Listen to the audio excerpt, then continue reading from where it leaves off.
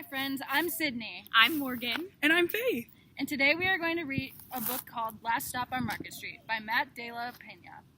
In this story, we tag along with CJ and his Nana on their adventure as they ride across town. And even though CJ is not too thrilled about this journey, his Nana helps him see the beauty in little places that he never even thought to look.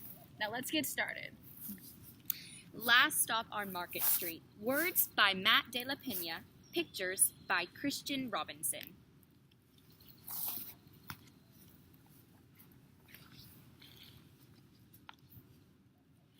CJ pushed through the church doors, skipped down the steps. The outside air smelled like freedom, but it also smelled like rain, which freckled CJ's shirt and dripped down his nose. He ducked under his Nana's umbrella, saying, How come we gotta wait for the bus in all this wet? Trees get thirsty too, his Nana told him. Don't you see that big one drinking through a straw? CJ looked for a long time, but never saw a straw. Now, I want you guys to take a second and think about, do you like to play in the rain? And take a second to pause this video and show me how you would jump in some puddles. All right, now let's keep reading. From the bus stop, he watched water pool on flower petals, watched rain patter against the windshield of a nearby car. His friend Colby climbed in, gave CJ a wave, and drove off with his dad. Nana, how come we don't got a car?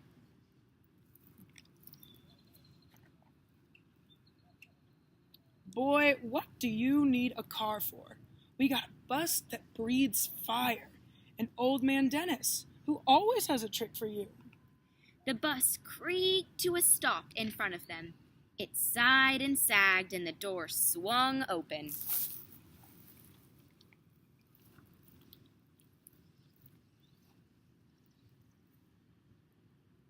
What's that I see? Mr. Dennis asked. He pulled a coin from behind CJ's ear and placed it in his palm. Nana laughed her deep laugh and pushed CJ along. They sat right up front. The man across the way was tuning a guitar. An old woman with curlers had butterflies in a jar. Nana gave everyone a great big smile and a good afternoon. She made sure CJ did the same. Oh, now I want you guys to think about it for a second and think, have you ever seen a coin trick before? Pause this video and talk to your neighbor about what you've seen. All right, let's keep going. The bus lurched forward and stopped. Lurched forward and stopped. Nana hummed as she knit. How come we always gotta go here after church? CJ said. Miguel and Kobe never have to go nowhere. I feel sorry for those boys, she told him. They'll never get a chance to meet Bobo or the sunglasses man. And I hear Trixie got herself a brand new hat. CJ stared out the window, feeling sorry for himself. He watched cars zip by on either side, watched a group of boys hop curbs on bikes.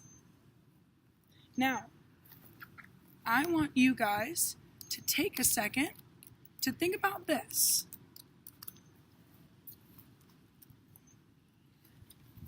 Now that we've read this part of the book, where do you think CJ and his Nana are going on the bus?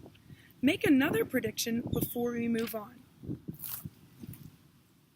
Okay, let's keep going.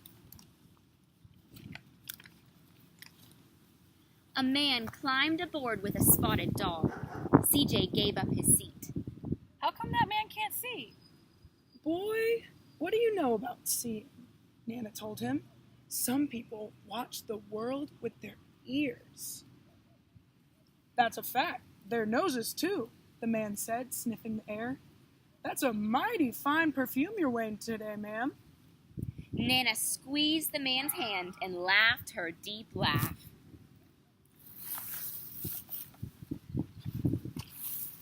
Two older boys got on next. CJ watched as they moved on by and stood in back. Sure wish I had one of those, he said. Nana set down her knitting. What for? You've got the real live thing sitting right across from you. Why don't you ask the man if he'll play a song for us? CJ didn't have to. The guitar player was already plucking strings and beginning to sing. To feel the magic of music, the blind man whispered. I like to close my eyes.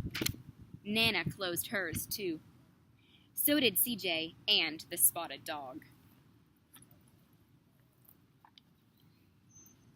And in the darkness, the rhythm lifted CJ out of the bus, out of the busy city.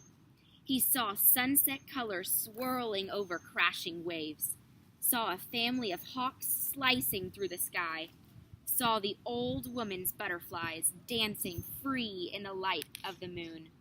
CJ's chest grew full as he was lost in the sound, and the sound gave him the feeling of magic. The song ended and CJ opened his eyes. Everyone on the bus clapped, even the boys in the back. Nana glanced at the coin in CJ's palm. CJ dropped it in the man's hat. Last stop on Market Street, Mr. Dennis called. CJ looked around as he stepped off the bus. Crumbling sidewalks and broken down doors, graffiti-tagged windows and boarded-up stores. He reached for his Nana's hand.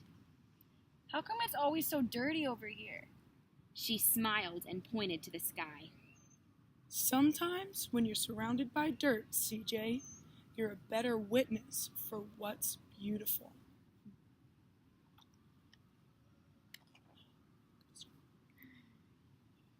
CJ saw the perfect rainbow arching over their soup kitchen.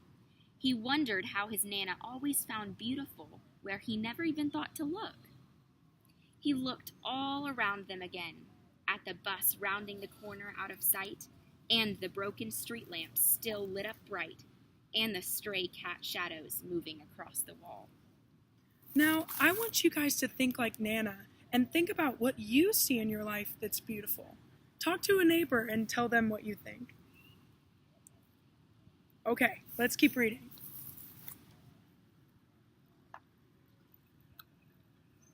When he spotted their familiar faces in the window, he said, I'm glad we came.